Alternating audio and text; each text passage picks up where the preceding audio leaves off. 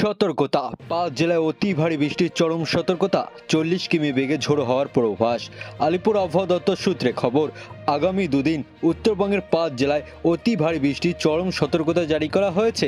জলপাইগুড়ি, আলিপুরদুয়ার, দার্জিলিং, কালিম্পং ও কুচবিহারে ভারী থেকে অতি ভারী বৃষ্টিপাতের পূর্বাভাস রয়েছে। একই সঙ্গে মালদা এবং উত্তর দক্ষিণ দিনাজপুরে ভারী বৃষ্টির পূর্বাভাস রয়েছে। আরও বিস্তারিত জানতে অবশ্যই ভিডিওটি সম্পূর্ণ দেখবেন এবং আপনার জেলার নতুন নতুন খবরগুলি সবার আগে পেতে চাইলে আমাদের ইউটিউব চ্যানেলটিকে সাবস্ক্রাইব করে পাশে থাকা বেল আইকনটিকে বাজিয়ে দেবেন এবং কমেন্টে আপনার জেলার নামটি লিখে দেবেন। মঙ্গলবার থেকে শনিবার পর্যন্ত উত্তরবঙ্গে বিক্ষিপ্তভাবে ভারী বৃষ্টি চলবে। অন্যদিকে দক্ষিণবঙ্গের বিভিন্ন জেলায় বিক্ষিপ্তভাবে বজ্রবিদ্যুৎ সহ বৃষ্টির সম্ভাবনা রয়েছে। পূর্ব পশ্চিম মেদিনীপুর এবং দক্ষিণ ২৪ পরগনা জেলায় আগামী ২-৩ ঘন্টার মধ্যেই হালকা থেকে মাঝারি ঝড় বৃষ্টি হতে পারে। ঘন্টায় ৩০ থেকে ৪০ কিলোমিটার বেগে দমকা ঝোড়ো বাতাসও বইতে পারে। রবিবার থেকে মঙ্গলবার পর্যন্ত দক্ষিণবঙ্গে বজ্রবিদ্যুৎ সহ বৃষ্টির সম্ভাবনা থাকছে।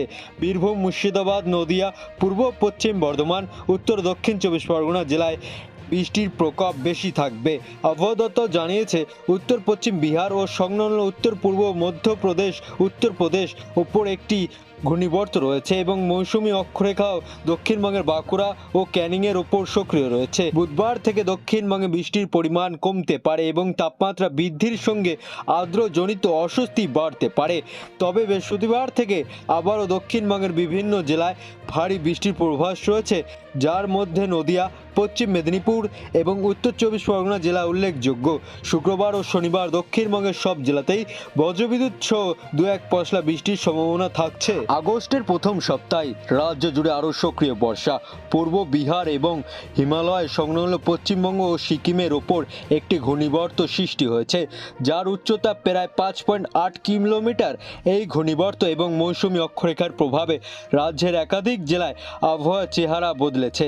সমুদ্র থেকে প্রচুর জলীয় বাষ্প প্রবেশ করায় উত্তরবঙ্গে আগামী কয়েকদিন ব্যাপক বৃষ্টির সম্ভাবনা তৈরি হয়েছে।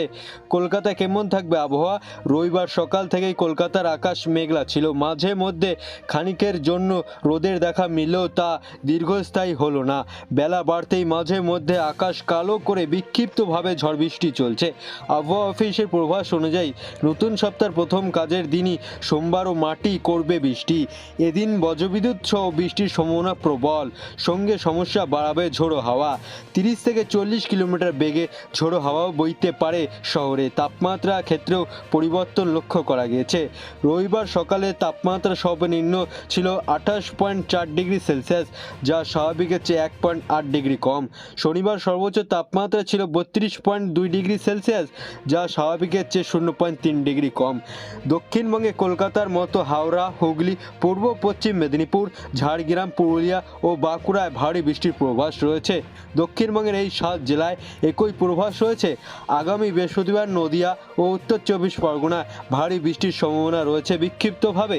তবে দক্ষিণবঙ্গের অন্যান্য জেলাগুলিতে আপাতত কোনো বড় আবহাওয়ার সংকরণ সতর্কতা নেই। এদিকে নতুন সপ্তাহে আলিপুর আবহাওয়া দপ্তর ইতিমধ্যে লাল সতর্কতা জারি করেছে জলপাইগুড়ি এবং আলিপুরদুয়ার জেলায়। সেখানে বৃষ্টিপাতের পরিমাণ ২০ সেন্টিমিটার বেশি হতে পারে। পাশাপাশি দার্জিলিং, কালিম্পং ও কোচবিহারে ভারী থেকে অতি ভারী বৃষ্টির সম্ভাবনা রয়েছে। শনিবার থেকে সোমবার পর্যন্ত পাহাড়ি এলাকায় মাটি ধস বা নদীর জলস্তর বাড়ার মতো দুর্যোগের সম্ভাবনা উড়িয়ে দেওয়া যাচ্ছে না আবহাওয়া দপ্তরের তরফে। সতর্কতা, উত্তরবঙ্গের বাসিন্দাদের আগামী কয়েকদিন সাবধানে থাকার পরামর্শ দিয়েছে আবহাওয়া অফিস। বিশেষত পাহাড়ি ও নদী তীরবর্তী এলাকায় সতর্কতা অবলম্বন করা জরুরি। এর প্রভাবে তিস্তা, তোরসা এবং জলঢাকা নদীর জলস্তর বৃদ্ধি পাবে। নিচু এলাকা প্লাবনের আশঙ্কাও রয়েছে। দার্জিলিং ও কালিম্পংয়ে পার্বত্য এলাকায় ধস নামার সম্ভাবনাও রয়েছে। আবহাওয়া দপ্তরের পক্ষ থেকে জানানো হয়েছে, বিহার, উত্তরবঙ্গ সংলগ্ন এলাকা থেকে ঘূর্ণিবর্ত সরে গিয়েছে। তবে এখনও পাঞ্জাব, তামিলনাড়ু ও পূর্ব উত্তরপ্রদেশে ঘূর্ণিবর্ত সক্রিয় রয়েছে। পাশাপাশি জম্মু কাশ্মীর সংলগ্ন এলাকায় একটি পশ্চিমী ঝঞ্ঝা অবস্থান করছে। মৌসুমী অক্ষরেখা বর্তমানে লখনৌ, গোরখপুর, পাটনা, পুনে, বহরমপুর হয়ে উত্তর পূর্ব বঙ্গোপসাগর পর্যন্ত বিস্তৃত। এর ফলে উত্তরবঙ্গে টানা বৃষ্টির পরিস্থিতি তৈরি হয়েছে।